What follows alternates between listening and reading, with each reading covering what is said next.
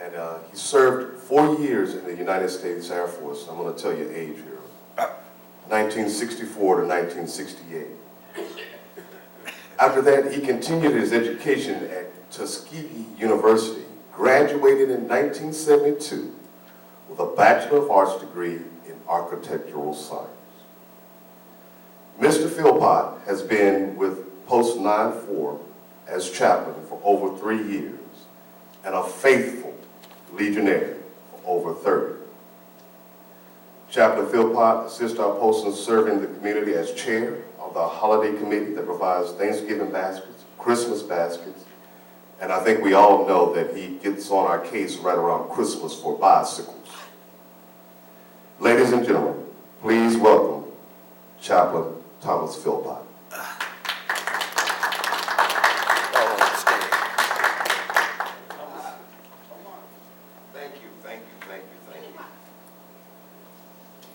First of all, I'd like to thank each and every one of you for coming out today. I got sort of drafted into doing this, not that I wouldn't mind, I love talking anyway, but while I went outside to talk to my daughter on the telephone, a good friend of mine happened to draft me to do this. So when I came back, and I said, well, okay, I'm drafted now. What do I do? What do I say? So I said, well, let me try to pick something that I can give the wealth of black folks' experience in this country. And we've had tremendous experience, good and bad. So I came up with this little catchy title, Black Folk, the Past, the Present, and the Future. To understand black folks in America, you have to first understand our history.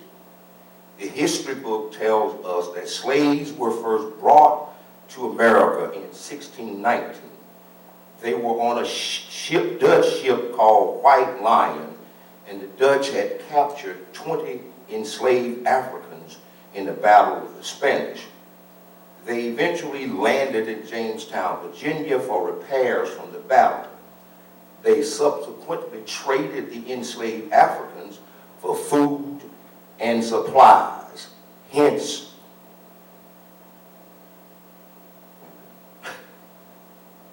the start of slavery in America. According to the Atlantic Slave Trade Database, between 1523 and 1865, the entire history of slavery, 12.5 million slaves were shipped to the Americas.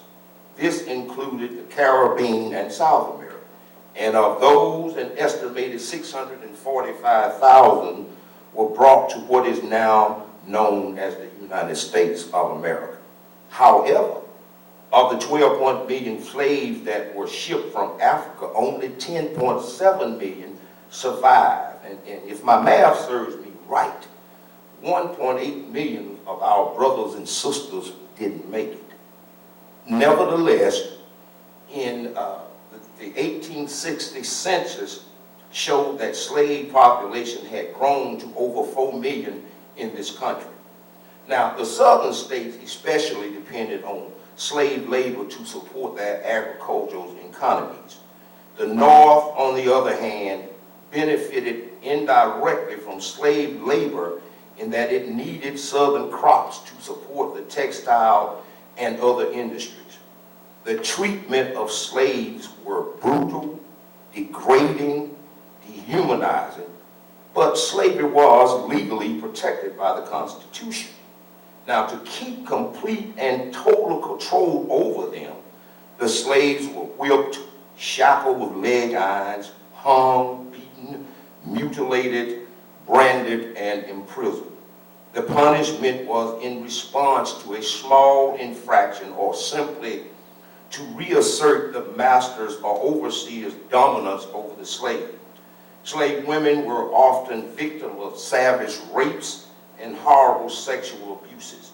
Slaves were sold like cattle on an auction block to the highest bidder without any regard for their family relationships.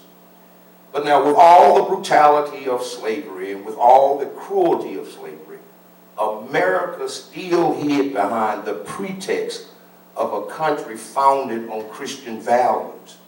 In an attempt to further sanitize the atrocities of slavery, historians and movie makers tried to paint a picture of slaves as happy-go-lucky black folk singing and eagerly enjoying caring for and serving their masters. But even in the midst of the calamity of slaves, our forefathers and mothers still managed to accomplish great things. There were leaders like Frederick Douglass, an orator, abolitionist, and social reformer. There was the fearless Harriet Tubman, who built and conducted the Underground Railroad. There was the smart and talented Benjamin Banneker, a mathematician and an astronomer, and there were many others. After approximately 250 years, slavery officially ended on December 6, 1865, the day the 13th Amendment to the Constitution was ratified, and not on January 1st, 1863, when President Abraham Lincoln issued his Emancipation Proclamation. Now, the argument still persists today as to whether the Civil War was fought over slavery. Most Southerners will tell you that the Civil War was fought over state rights. My contention has always been states' right to do what? The Southern states had all the same rights as the Northern state, except the right to own slaves. But somehow they missed the critical issue. The discussion should not have been about state rights, but about human rights. Does the right of a state preempt the rights of a human being? The rights God gave each and every one of us, the right to be free and control our own destiny. And no one, black man, white man, rich or poor, should have the authority to take those rights away. After slavery had officially ended, the period of what came to be known as Reconstruction began. The Reconstruction period was unprecedented for the changes it brought about, not only in the South, but throughout America. This period gave ex-slaves an opportunity to participate in the democratization of Southern politics.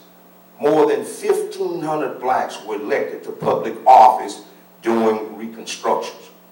Blacks were elected to local, state, and national office. In fact, an ex-slave named Hiram Rowe Revels from Mississippi was the first elected black U.S. senator. The Reconstruction period lasted only 12 years, from 1865 to 1877. When the Reconstruction period ended, the Jim Crow era began. This era brought about sweeping changes that began to dismantle all the progress previously made by black folk. To further control the newly freed slaves, the plantation owners devised a sham system called sharecropping. The sharecroppers were supposed to share a portion of the farm's profits once their debts were paid. However, the new system was just another way to exploit black labor, and because of that, the ex-slaves found themselves locked in an endless cycle of poverty and dependency. Restrictive laws relegated black folks to nothing more than slaves without owners. The convict leasing and peonage system was another way of criminalizing former slaves. Private companies and plantation owners were allowed to lease and work black men that had been sentenced to jail on trumped-up criminal charges. Southern states passed laws that would ensure white dominance over black for the next 100 years. Laws were enacted that required separate schools, separate housing, separate hospital accommodation, and even separate churches and cemeteries. The military was also segregated.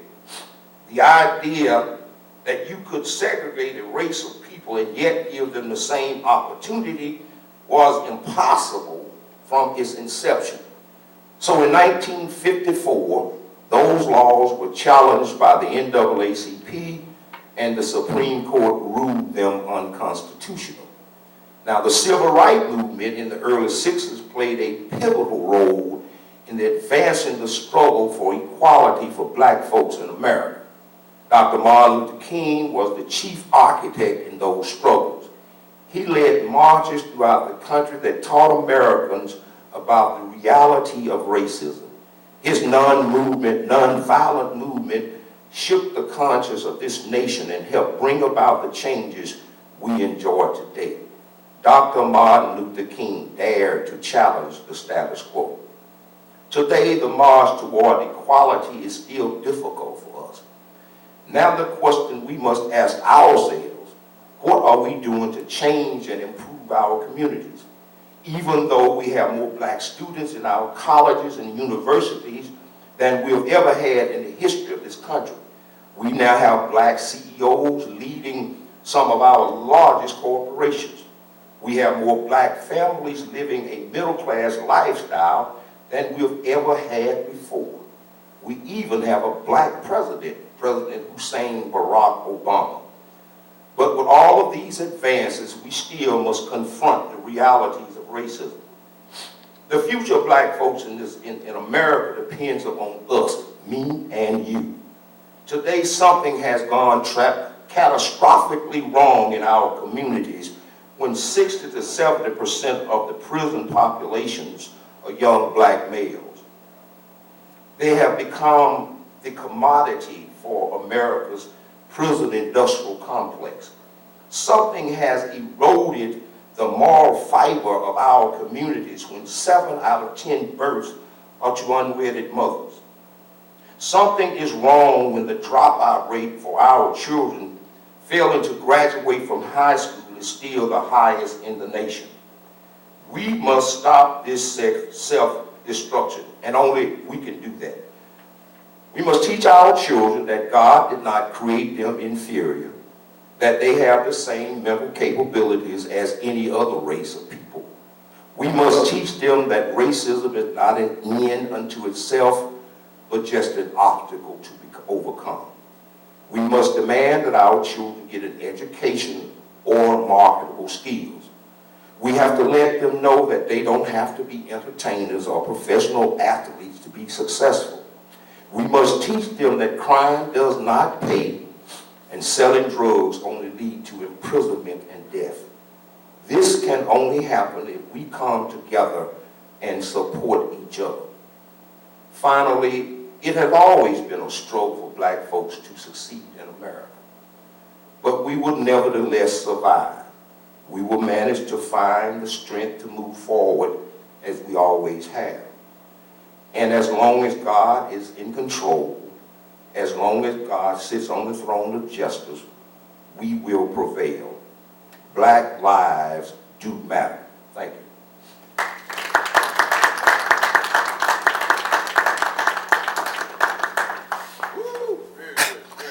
Thank you, Chaplain Philpot. You know, I met Chaplain a few years ago, and the first thing we did, we sit down and we talked, and I thought it was going to be about a 10-minute conversation, but about 2 or 3 hours later when I left, I decided that, okay,